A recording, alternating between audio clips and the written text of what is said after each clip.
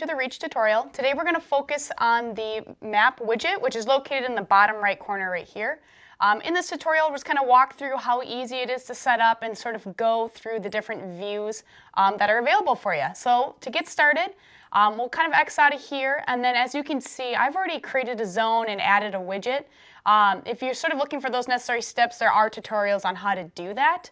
However, in the map settings, you can see that the traffic map does rely on what we call a Google API key.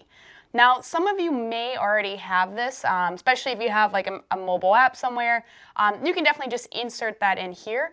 Otherwise, if you don't have that, feel free to reach out to us and we will make sure that we generate or create that key for you. Now, once it's sort of created, we'll insert it in here, and this is the default look you will see. We can change the latitude and the longitude just by simply clicking these arrows right here. Otherwise, the one thing I do love about this particular widget is that we have this window over here that allows you to just kind of navigate, zoom in, zoom out. It really does make it user-friendly and easy to use. That way you can get the map exactly how you want it. Like I said earlier, otherwise you can just kind of use these features on the left. Now we do have 4 different map types. So as you can see, this is the road map. We do have a satellite view. We have a hybrid view, which, by the way, a hybrid view is sort of a combination of a road map and a satellite merged together.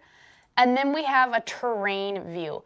Now, a terrain view basically gives you that 3D look of like the canyons or mountains. So depending on sort of where you're locating, that might be a nice look for you.